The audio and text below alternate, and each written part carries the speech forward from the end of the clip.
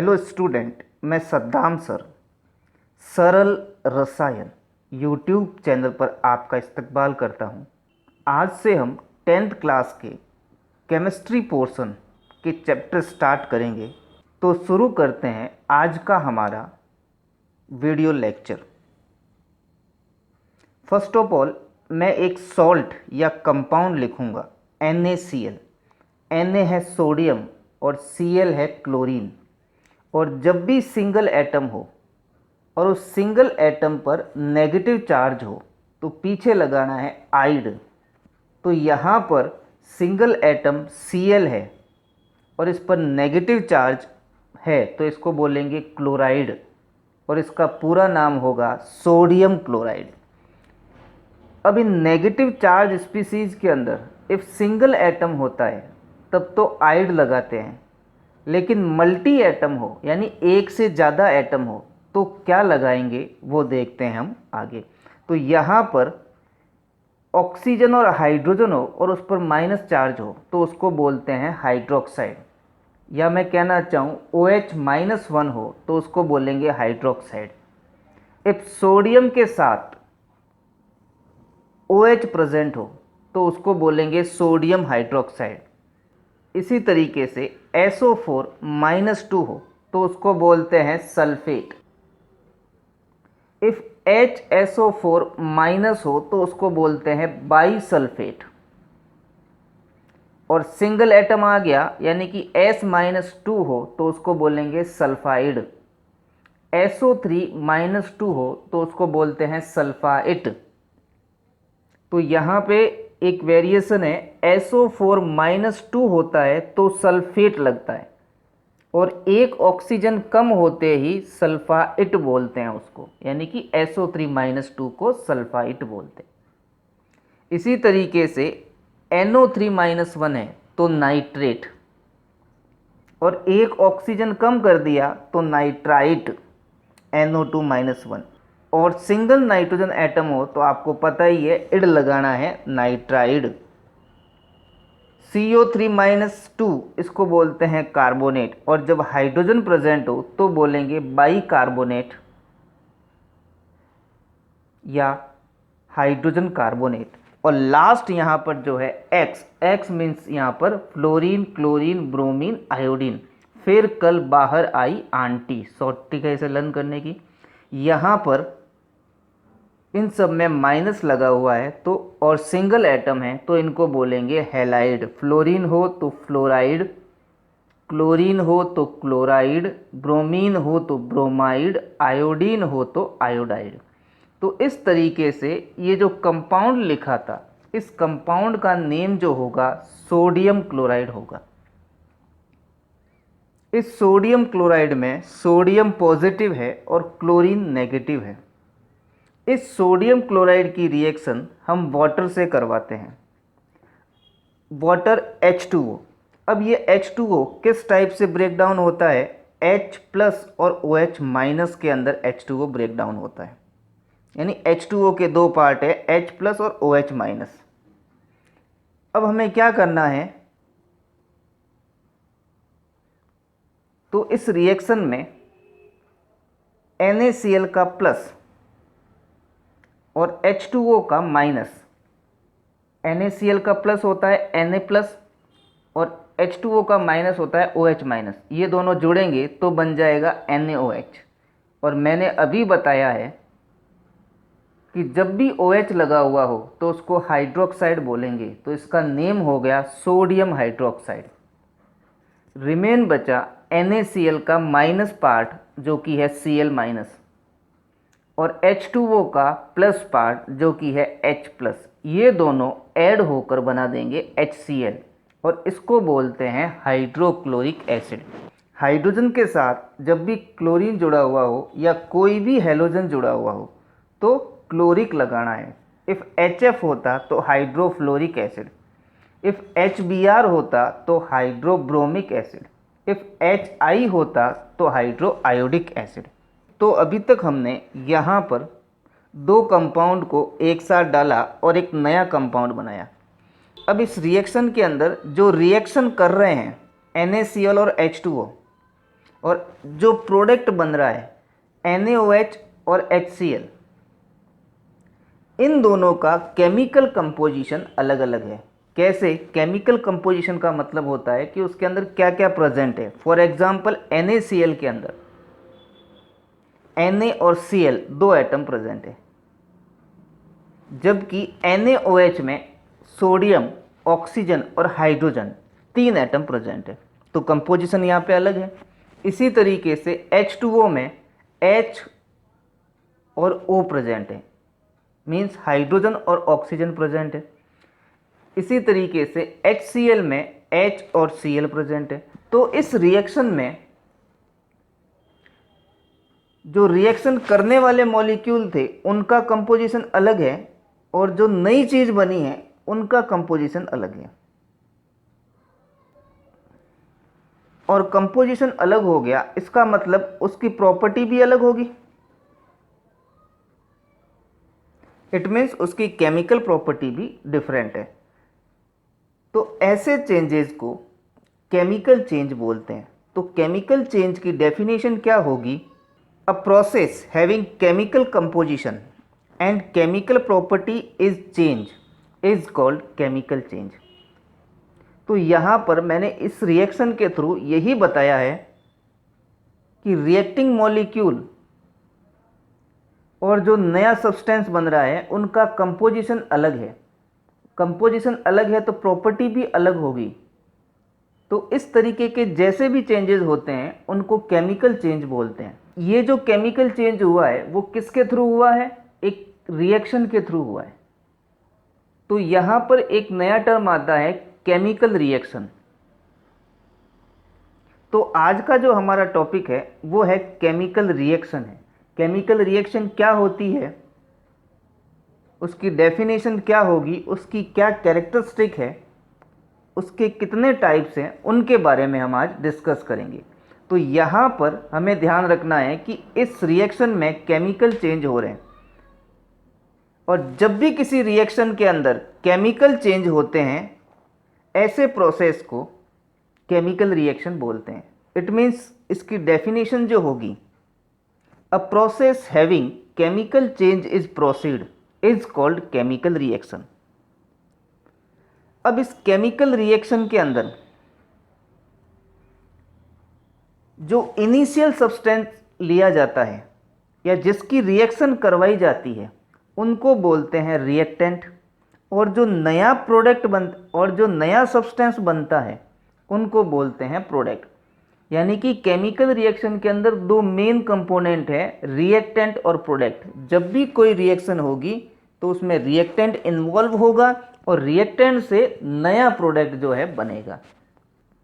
तो it means मैं ये कह सकता हूं कि द रिएक्टिंग सब्सटेंस और initial substance are called reactant and formed new substance are called product.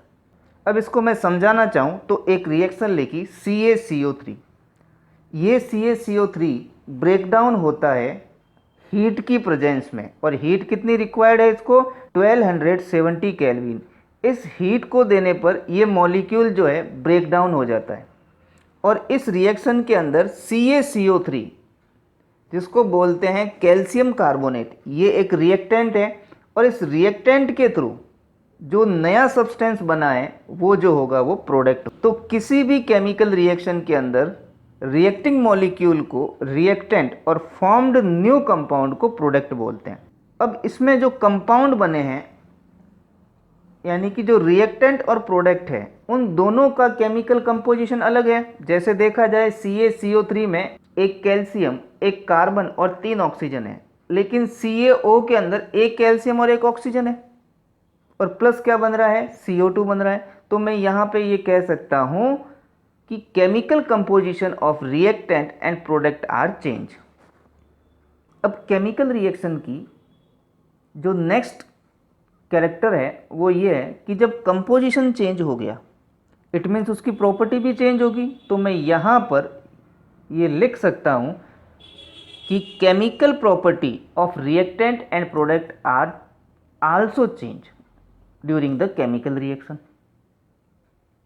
Next बात ये आती है कि जब भी कोई केमिकल रिएक्शन होती है तो उस केमिकल रिएक्शन में जितना रिएक्टेंट पार्टिसिपेट कर रहा है उतना ही प्रोडक्ट बनेगा। For example 100 gram calcium carbonate ले लें, तो उससे जो प्रोडक्ट बनता है कैल्शियम ऑक्साइड प्लस CO2 वो भी कितना होगा, 100 ग्राम होगा। यानी कि रिएक्टेंट और प्रोडक्ट का जो मास है वो क्या रहता है, कांस्टेंट रहता है, वो कहीं पर भी कम ज़्यादा नहीं हो सकता है। तो इसको मैंने इस तरीके से लिखने की कोशिश की है, before the reaction mass of reactant and after the reaction mass of product always constant. तो इस तरीके से यहां पर एक लॉ बन गया और इस लॉ को बोलते हैं law of conservation of mass.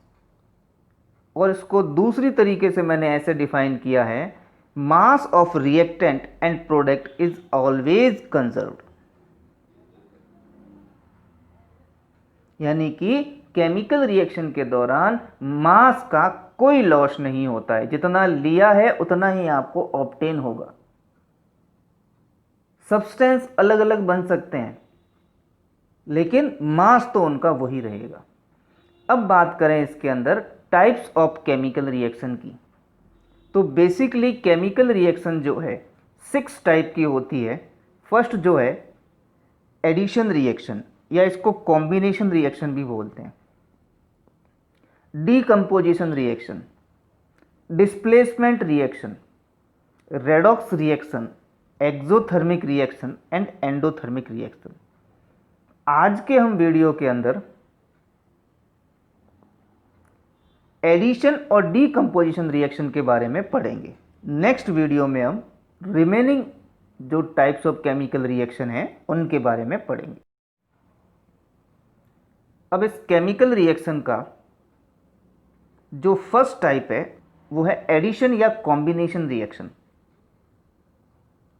पहले इसको समझ लेते हैं, फिर इसकी डेफिनेशन और इसकी कुछ प्रॉपर्टी के बारे में डिस्कस करेंगे। तो यहाँ पर मैं फर्स्ट ऑफ ऑल सल्फर की रिएक्शन ऑक्सीजन से करवाता हूँ और क्या बनाता हूँ, SO2 सल्फर डाइऑक्साइड। 2 ऑक्सीजन है इसलिए डाइऑक्साइड बोला। इसी तरीके से दूसरी रिएक्शन लेता हूँ जिसमें मैग्नीशियम की रिएक्शन ऑक्सीजन से करवाता हूँ, तो बना मेरे पास magnesium oxide. Similarly third reaction लेते हैं जिसमें कार्बन और ऑक्सीजन मिलकर कार्बन डाइऑक्साइड बनाते हैं। अब आपके दिमाग में एक क्वेश्चन उठ रहा होगा कि S+O2 SO2 बन गया, C+O2 CO2 बन गया, लेकिन Mg+O2 MgO2 क्यों नहीं बना? इसका रीज़न ये है क्योंकि मैग्नीशियम की वैलेंसी +2 होती है और ऑक्सीजन की वैलेंसी -2 होती है, और +2 और -2 आपस में कैंसिल हो जाएंगे, तो किसी तरीके का चार्ज नहीं लिखा जाता है। ये मेथड आपने फॉर्मूला लिखने के क्रिस क्रॉस मेथड में समझा होगा। इसी मेथड को क्रिस क्रॉस मेथड बोलते हैं, यानी कि पॉजिटिव की जो वैलेंसी होती है या जो चार्ज होता है वो नेगेटिव के नीचे लिखा जाता है, और नेगेटिव की जो वैलेंसी होती है वो पॉजिटिव के नीचे लिखी जाती है। तो यहाँ पर इन तीनों रिएक्शन के अंदर 2 सब्सटेंस जुड़कर एक सिंगल प्रोडक्ट का फॉर्मेशन कर रहे हैं या एक सिंगल नए सब्सटेंस का फॉर्मेशन कर रहे हैं, यानी कि एडिशन हो रहा है। तो इसकी डेफिनेशन जो होगी कि ऐसी रिएक्शन जिसमें 2 या ज़्यादा सब्सटेंस या रिएक्टेंट कंबाइन होके एक सिंगल प्रोडक्ट का फॉर्मेशन करें उसे एडिशन रिएक्शन बोलते हैं। तो इसकी डेफिनेशन को मैंने कुछ इस तरीके से लिखा है कि those reaction having 2 or more substance or reactant are combined to form a single product is called addition reaction। 2 या ज़्यादा चीज़ मिलकर जब एक सिंगल चीज़ बनाए तो उसको बोलते हैं एडिशन रिएक्शन। अब एडिशन रिएक्शन जनरली जो है मेटल और नॉन मेटल का होता है। तो यहाँ पर मैंने बताया during the addition reaction generally metal and non metal are combined to form a product. अब नेक्स्ट बात करें कि इफ दो मेटल कंबाइन हो तो उस कंपाउंड को या प्रोडक्ट को क्या बोलते हैं? तो जब भी दो मेटल कंबाइन होती है तो उसे बोलते हैं एलॉय मेटल। एलॉय मेटल आपने घर में देखी होगी, ब्रास, ब्रॉन्ज, पीतल, कांसा, ये एलॉय मेटल है। इनका कॉम्बिनेशन दो मेटल के थ्रू हुआ है। अब बात आती है इसके अंदर कि इफ एसिड और बेस कंबाइन होते हैं, यानी कि दो रिएक्टेंट, एक एसिड है एक बेस है, ये कंबाइन होते हैं तो एक न्यूट्रल कंपाउंड का फॉर्मेशन करते हैं, यानी कि वो न तो एसिड होगा न बेस होगा, उसको सॉल्ट बोलते हैं। ऐसी रिएक्शन को न्यूट्रलाइजेशन रिएक्शन कहते हैं। तो यहाँ पे मैंने ये लिखा है कि if acid and base are combine then salt is formed, the reaction is called neutralization reaction. कैसे देखते हैं इसको। तो यहाँ पर मैंने HCl की रिएक्शन NaOH से करवाई है। HCl हाइड्रोक्लोरिक एसिड, यानी कि एसिड है, NaOH एक बेस है, सोडियम हाइड्रोक्साइड, और ये मिलकर क्या बना रहे हैं कि HCl का पॉजिटिव NaOH के नेगेटिव से। तो HCl का पॉजिटिव कौन है? H, और NaOH का नेगेटिव कौन है? OH। तो H और OH मिलकर क्या बन जाएगा? H2O। अब बात आती है HCl का नेगेटिव जो कि Cl है और NaOH का पॉजिटिव जो कि Na है, ये जुड़कर क्या बना देंगे? NaCl। तो यहाँ पर NaCl एक सॉल्ट है और सॉल्ट हमेशा न्यूट्रल कंपाउंड होता है, न तो वो एसिड होता है न बेस होता है। ऐसी रिएक्शन को न्यूट्रलाइजेशन रिएक्शन बोलते हैं। नेक्स्ट जो सेकंड रिएक्शन है वो है डीकम्पोजिशन रिएक्शन। अब डीकम्पोजिशन रिएक्शन जो होती है एडिशन रिएक्शन के जस्ट अपोजिट होती है। एडिशन रिएक्शन में जहां पर एक सिंगल प्रोडक्ट बन रहा था, अब यहां पर क्या होगा? एक सिंगल रिएक्टेंट होगा और वो टूटकर जो है डिफरेंट टाइप ऑफ प्रोडक्ट का फॉर्मेशन करेगा। तो इसको मैंने कुछ इस तरीके से डिफाइन करने की कोशिश की है। Those reaction having single substance, और उस सिंगल सब्सटेंस को हम क्या बोल रहे हैं? Reactant, are break down into two or more substance or product, reaction is called addition reaction. यानी सिंगल रिएक्टेंट टूट के एक से ज़्यादा प्रोडक्ट बनाए तो उस रिएक्शन को बोलते हैं एडिशन रिएक्शन। नेक्स्ट बात करते हैं ब्रेकडाउन करके या तोड़ के जो है एक से ज़्यादा सब्सटेंस बनाया जाता है। लेकिन ब्रेकडाउन कैसे किया जाए? तो ब्रेकडाउन या तो हम हीट दे के कर लें या फिर उस पर इलेक्ट्रिसिटी पास करके कर लें। तो इसी बेस के ऊपर इन रिएक्शन को दो टाइप में डिवाइड किया गया। तो यहाँ पर मैंने ये बताया है कि बेस्ड ऑन मीडियम, यानी किस मीडियम के थ्रू ये रिएक्शन हो रही है, किसकी प्रेजेंस में रिएक्शन हो रही है, उसके बेस पर डीकम्पोजिशन रिएक्शन को जो है दो टाइप में डिवाइड किया गया। फर्स्ट जो है पायरोलाइसिस या thermal decomposition. Thermal decomposition, pyrolysis, आप थर्मल वर्ड से समझ गए होंगे कि रिएक्टेंट को हीट प्रोवाइड करनी है और हीट प्रोवाइड करते करते ही वो ब्रेक डाउन हो जाएगा। फॉर एग्जाम्पल इसके अंदर मैंने यहाँ पर कैल्शियम कार्बोनेट लिया और इस कैल्शियम कार्बोनेट को 1270 केल्विन टेम्परेचर पर रख दिया तो ये ब्रेक डाउन हो गया कैल्शियम ऑक्साइड प्लस CO2 के अंदर। तो इस रिएक्शन को बोलेंगे पायरोलाइसिस। नेक्स्ट है इलेक्ट्रोलाइसिस। अब इलेक्ट्रोलाइसिस या इलेक्ट्रिकल डीकम्पोजिशन, इसमें क्या करना है कि जो सब्सटेंस होता है या जो रिएक्टिंग मॉलिक्यूल होता है या जो रिएक्टेंट होता है, पानी के अंदर नमक डाल के उसको डिज़ोल्व कर लेना है और डिज़ोल्व करने के बाद दो इलेक्ट्रोड लगाने हैं, यानी कि जिससे इलेक्ट्रिसिटी का पॉजिटिव चार्ज और नेगेटिव चार्ज जुड़े हुए हों।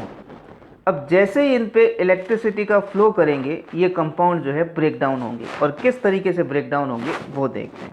तो यहाँ पर मैंने NaCl की रिएक्शन H2O से करवाई है और जब मैं इलेक्ट्रोलाइसिस करवाऊँगा तो बनेगा यहाँ पर NaOH plus Cl2 plus H2।